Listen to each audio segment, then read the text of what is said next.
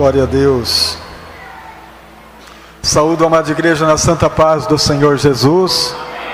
Sejam todos bem-vindos na casa do Pai para um momento, que a gente passa aqui juntos para adorar e para receber dele as informações necessárias para que a nossa vida continue dando certo, para que a nossa vida continue dando frutos que glorifica Ele.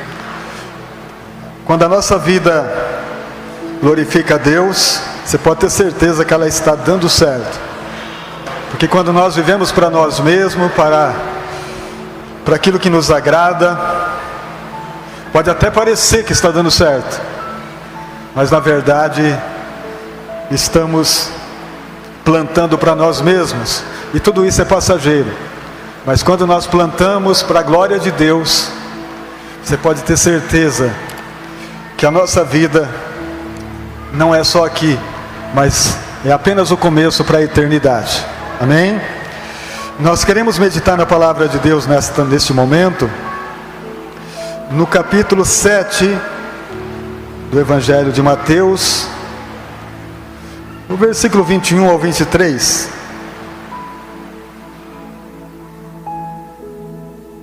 Mateus 7, a partir do versículo 21, diz assim: nem todo o que me diz Senhor, Senhor, entrará no reino dos céus, mas aquele que faz, 21, mas aquele que faz a vontade de meu Pai que está nos céus.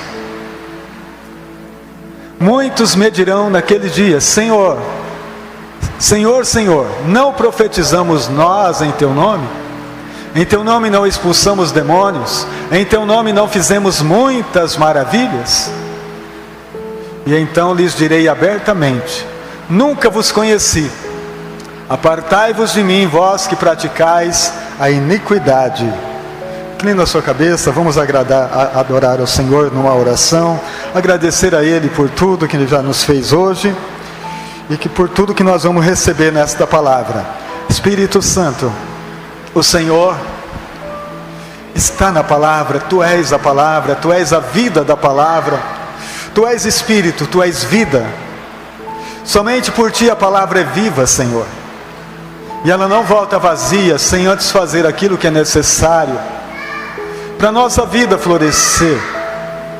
Que o Teu Espírito possa guiar cada coração, cada vida, para a área seca da sua vida, para que ela seja molhada com a glória do Pai Celestial, da água da vida, Senhor, e trazer algo novo para o conhecimento de Deus em nós. E que a graça do Senhor, Deus onipotente, possa arrancar também toda a erva daninha que tem impedido, talvez, da gente dar mais frutos que glorificam o Seu nome. Que cada um nesta noite que aqui está presente seja ouvidos para ouvir e para entender tudo que o Senhor tem para nos dizer em nome de Jesus. Todos podem dizer amém? Graças a Deus. Amados, esse texto, ele é bem conhecido da gente. Sempre que a gente lê o Evangelho de Mateus, a gente passa por ele, e nós vemos aqui que o Senhor Jesus está falando sobre um contexto dos falsos profetas, e que nós teríamos também condições de conhecê-los, a maneira como eles trabalham, como eles ensinam, como eles vivem. Teríamos condições de conhecê-los. Não porque esses falsos profetas estejam pregando uma palavra que não seja o Evangelho, que não seja aqui a Bíblia. Eles estão pregando a Bíblia, mas só que a vida deles não condiz com o que eles pregam. Eles são falsos exatamente por isso. Eles são falsos, porque pregam uma coisa e eles mesmos vivem outra. Eles não têm um coração que ama a Deus e que dá testemunho que glorifica a Deus. Então Jesus está falando aqui que pelo fruto se conhece. E realmente, amados, nós estamos vivendo esse tempo tão difícil, aonde muitos estão com a palavra, mas não vivendo a palavra, fazendo tudo ao contrário do que ela ensina. Porque se a gente for ver pela vida deles, desses que se dizem aqui, o que Jesus está citando, ele falou: muitos me dirão naquele dia: Senhor, Senhor, em teu nome não profetizamos?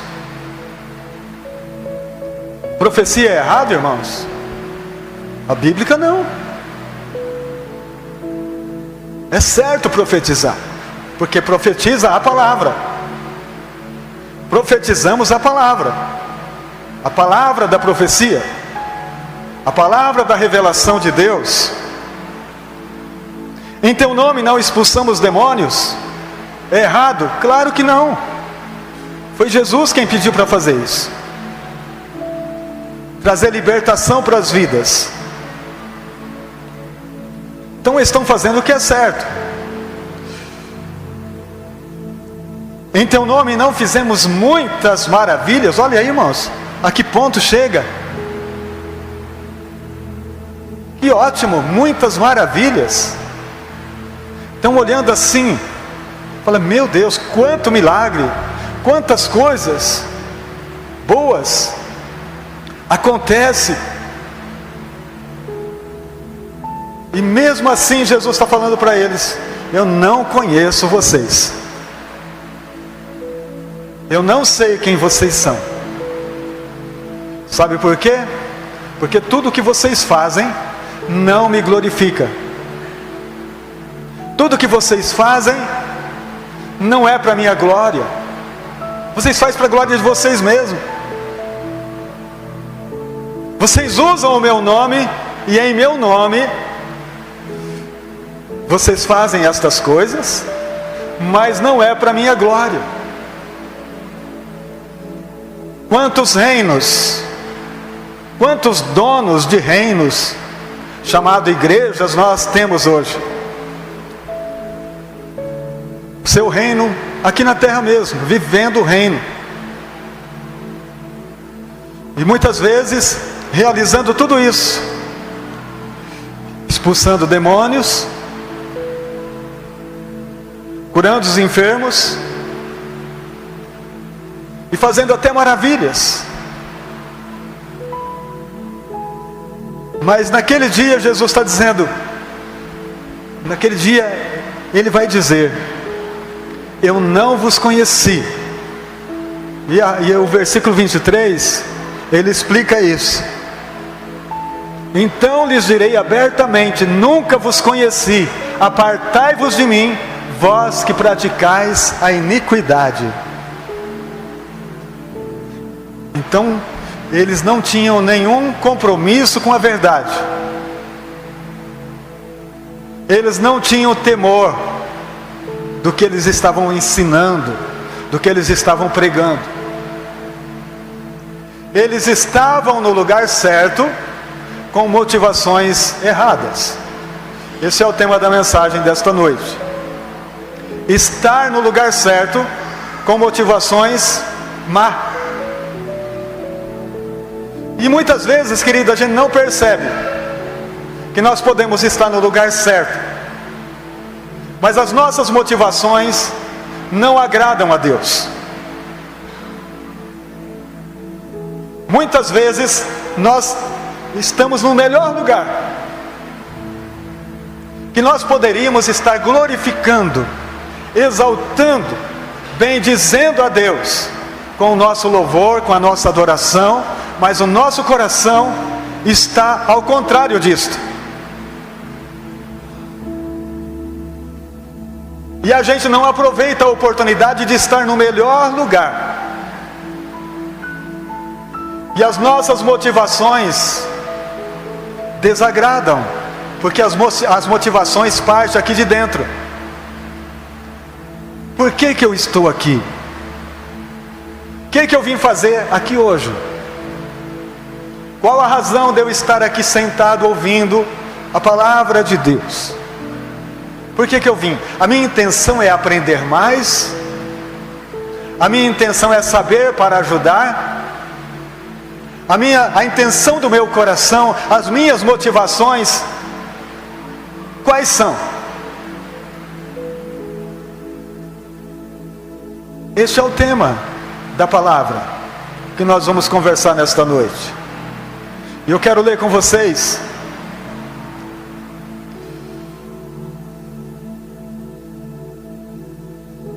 Mateus 22, o versículo 10 ao 12.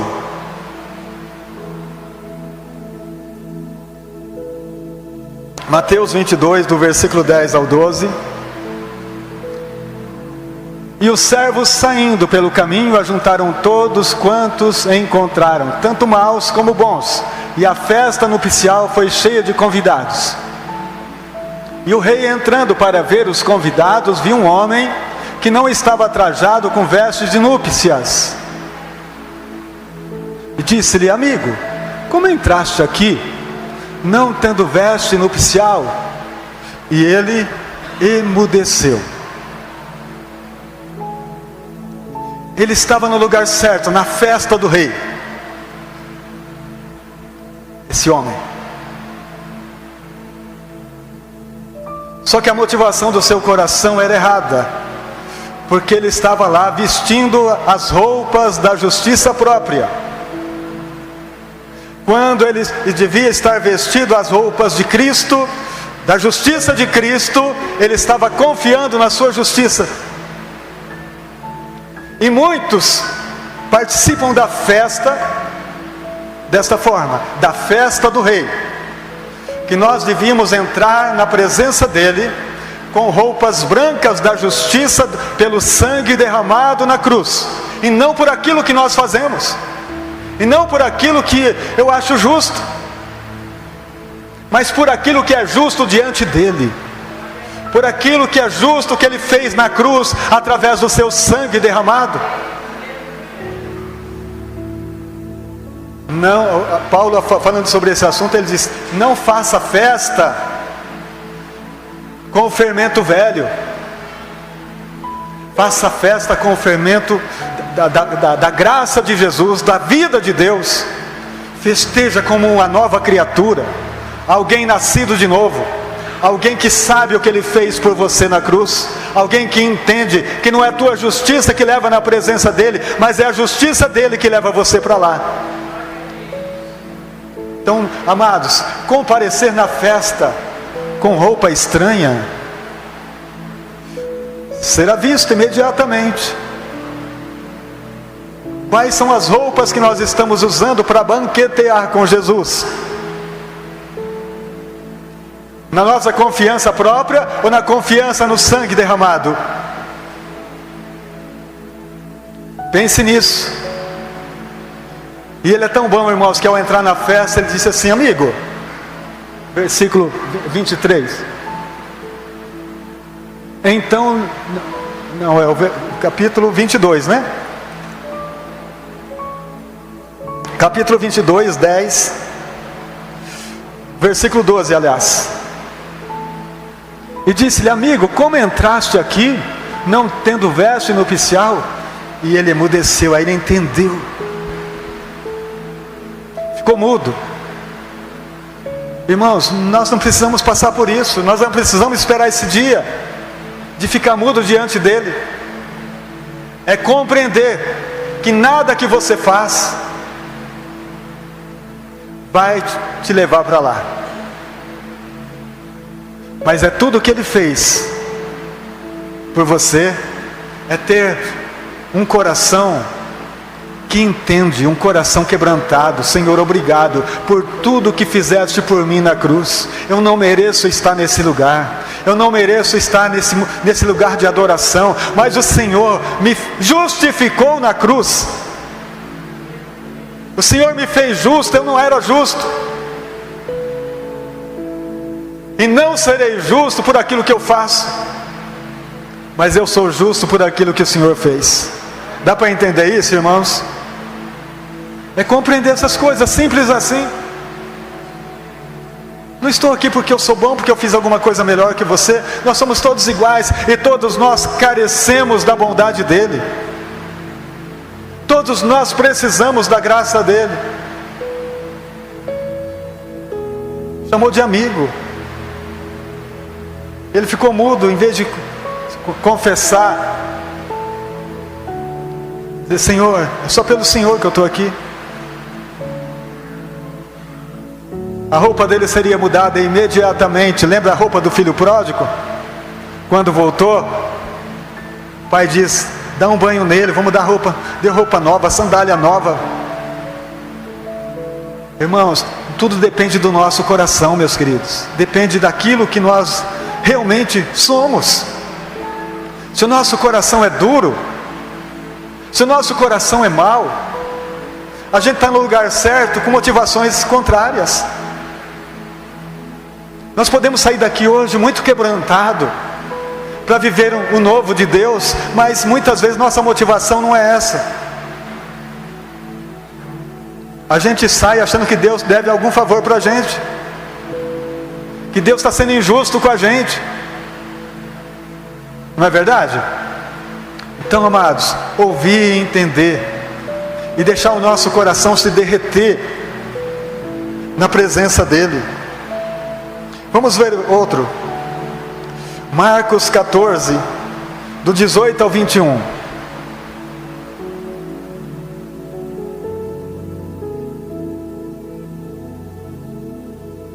Marcos 14, do 18 ao 21. E quando estavam assentados a comer, disse Jesus: em verdade vos digo, que um de vós que comigo come há de trair-me. E eles começaram a entristecer-se e a dizer-lhe, um após outro: sou eu? O outro disse: sou eu. Mas ele respondendo disse-lhe: é um dos 12, que põe comigo a mão no prato. Até o 20 está bom. De quem que Jesus está falando, vocês sabem? Está falando do Judas. O Judas, ele estava no lugar certo, mas a motivação do coração era má. Ele estava na ceia, comendo com Jesus. No lugar mais certo que esse é impossível. E ele estava lá. E Jesus começou a dar oportunidade para ele se arrepender. Um do que está aqui vai me trair. Gente, tem que ser rápido. Sou eu, Senhor, me perdoa. Olha, meu coração chegou aqui hoje cheio. O meu coração chegou aqui hoje cheio de coisa horrível. Eu estou participando da ceia aqui com o Senhor, mas olha, meu coração está uma imundícia. Sou eu.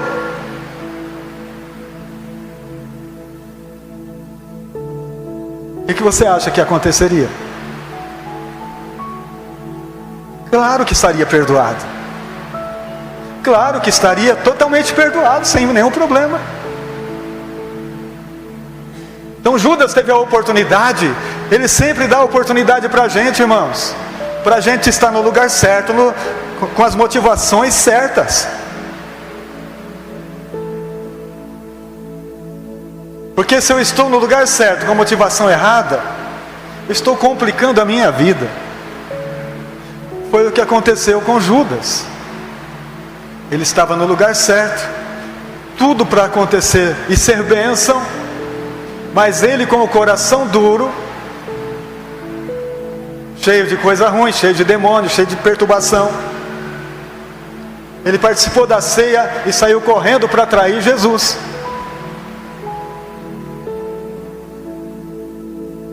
Então, quando nós entendemos que as nossas motivações podem ser entendidas de forma clara, aonde nós recebemos a revelação do Espírito Santo para vivermos inteiramente a graça de Deus. Não é aquilo que eu acho, aquilo que eu penso, mas eu recebo virtude do Espírito Santo para me levar, para me guiar, para eu compreender a palavra, para eu não ser um cego no meio no meio da luz, porque muitas vezes, amados, a luz está brilhando, mas eu não vejo, por causa das motivações do meu coração que me enganaram. Elas me enganam, porque meu coração é enganoso. Então muitas vezes eu estou na presença de Deus, mas com as motivações totalmente opostas à vontade dele. Foi o que aconteceu aqui com Judas. Vamos ver outro texto. Atos capítulo 3.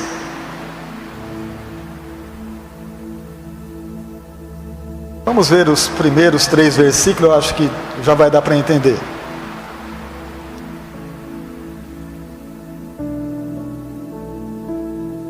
E Pedro e João subiam juntos ao templo à hora da oração, a 9ª.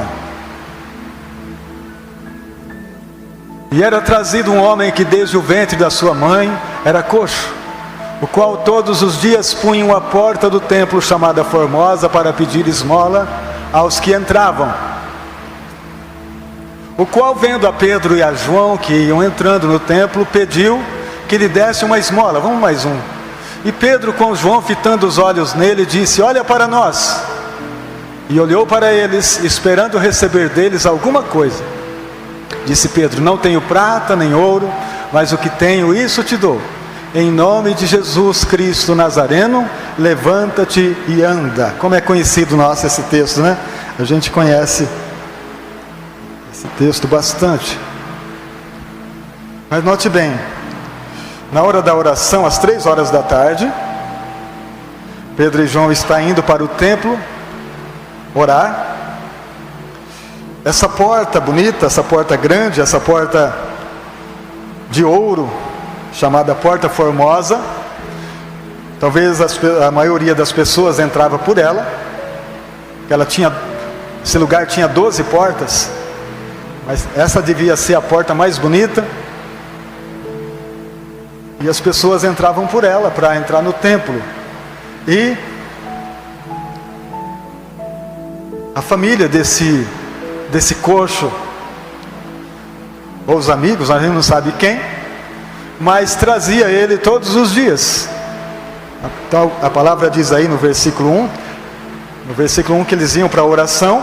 No versículo 2, que todos os dias, todo dia, de segunda a sábado, ou de segunda a domingo, este homem era colocado ali. Trazia ele e colocava ali na Porta Formosa, assentado, para aquilo que ele já estava acostumado a fazer. Esse homem estava no melhor lugar.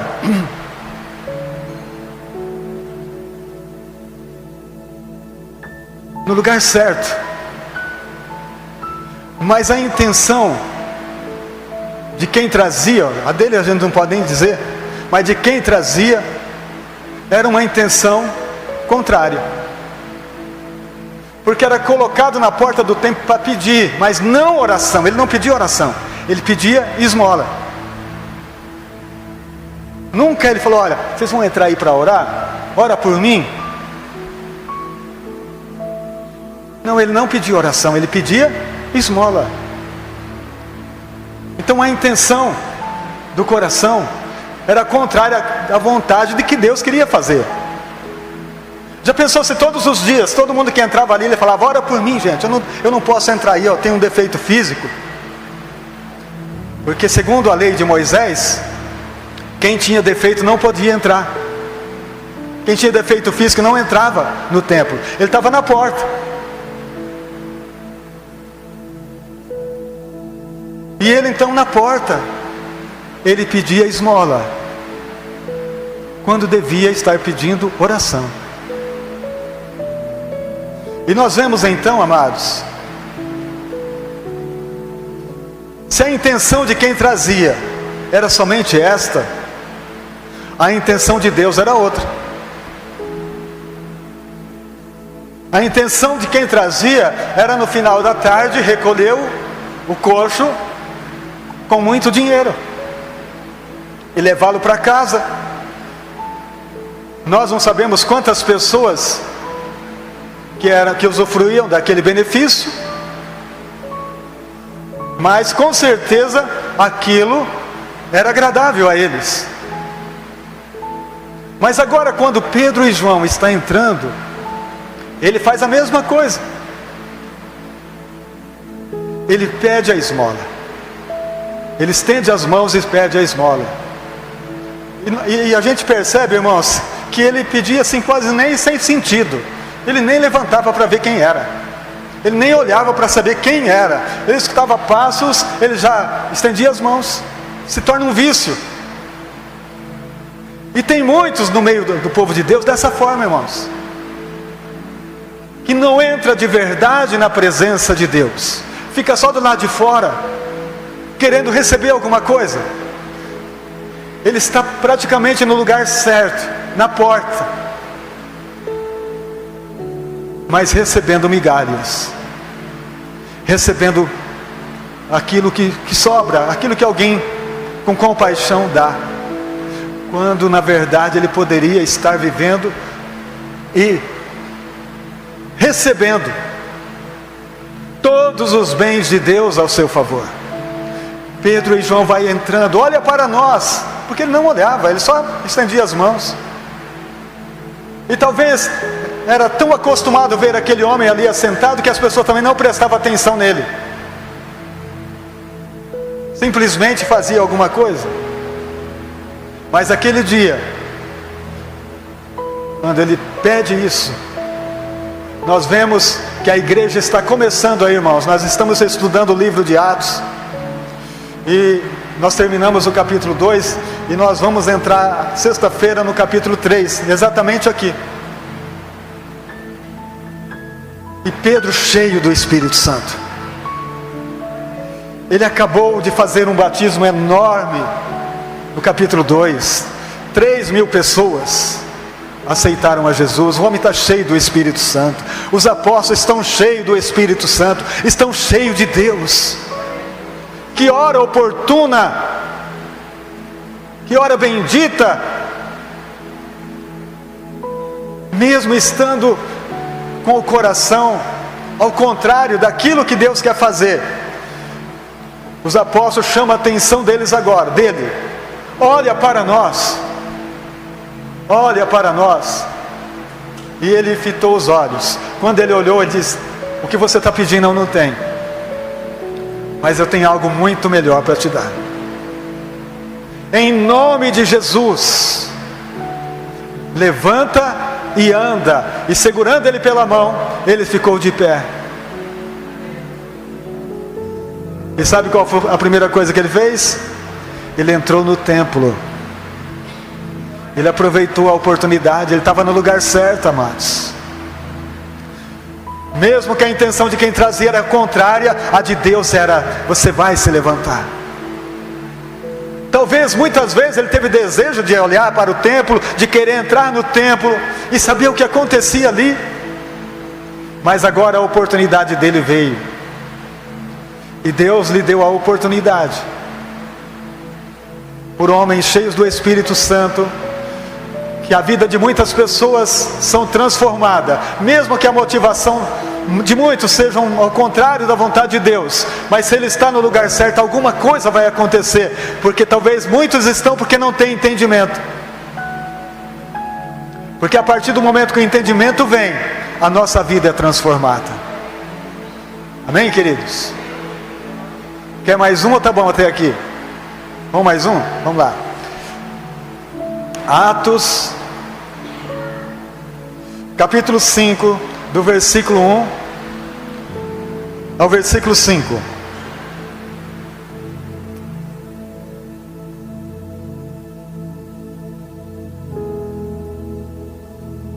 Mas um certo homem, chamado Ananias, com Safira, sua mulher, vendeu uma propriedade e reteve parte do preço, e sabendo também sua mulher, e levando uma parte, depositou aos pés dos apóstolos.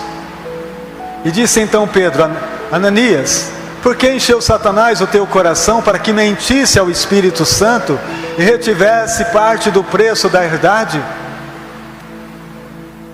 Guardando não ficava para ti? E vendida não estava ao teu poder? Por que formaste esse desígnio em teu coração?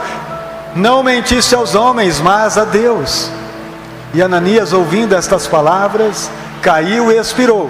E um grande temor veio sobre todos os que isto ouviram. Amém? Irmãos, esse texto aí a gente medita muitas vezes nele. E a gente tem até um sentimento que Ananias e Safira não eram tão convertidos assim. Mas pelo contrário, eu entendi lendo esse texto, lendo até aqui, que eles eram crentes mesmo. Que eles eram muito crentes. Só que o Espírito Santo a certo momento não conseguiu mais convencê-los. Porque note bem que eles inventam uma mentira entre eles, que vendeu a propriedade e que vão guardar a metade e vão dar a metade para os apóstolos. Mas eles não tinham essa obrigação, eles não precisavam fazer isso. Eles não precisavam dar nada. E o Espírito Santo trabalhou com eles para convencê-los a não fazer isso, para convencê-los a falar a verdade. Irmãos, quantas vezes ele faz isso com a gente? Você pensa assim: eu vou chegar lá, vou falar assim, assim, assim. Aí o Espírito Santo fala assim: não, fale a verdade quando você chegar lá. Ah, mas se eu falar a verdade, não vai dar certo. E o Espírito Santo começa a lutar contigo, lutar comigo. Quantas vezes? Não fala assim. Chega lá, você diz a verdade. E eles, os dois, em casa, venderam a fazenda, o sítio, a propriedade.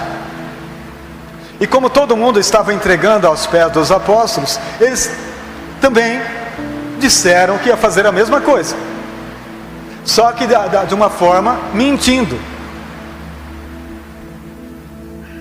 E eles então combinaram, os dois, o casal, e ele vai lá com a metade da oferta, e dizendo aqui: ó, vim entregar a oferta da propriedade que eu vendi. Mas o Espírito Santo já tinha falado para ele que não era daquela forma.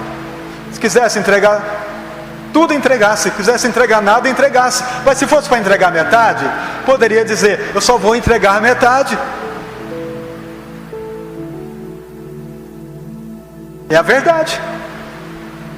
Irmãos, mas tem muitas pessoas que não conseguem falar a verdade.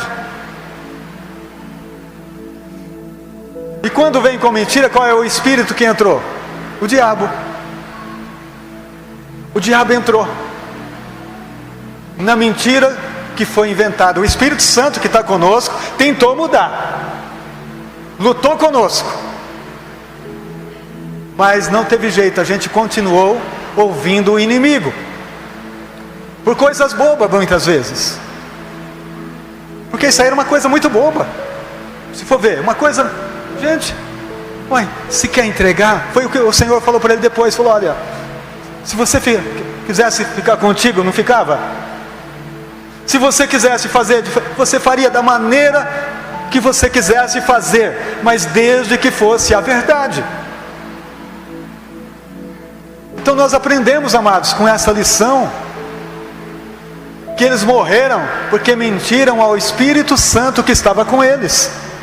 Não foi porque deram a metade, não foi porque deram de forma, mas porque eles mentiram. Eles mentiram ao Espírito Santo. Amados, se o Espírito Santo está em nós, não importa quanto vai doer, é a verdade que tem que ser dita. Não importa quantos vão ficar machucados, mas é a verdade que precisa ser dita. Não adianta tentar arrumar, mascarando um pouquinho de verdade, um pouquinho de mentira. Não adianta, irmãos, porque infelizmente a gente começa a morrer por aí. Nós começamos a nossa morte espiritual mentindo ao Espírito Santo. Ele está dizendo algo e nós estamos fazendo diferente. Ele está nos ensinando algo e nós estamos agindo o contrário. Então eles estavam no lugar certo, mas a motivação do coração deles foi má. A motivação do coração deles os matou. Não teve oportunidade, não teve chance mais.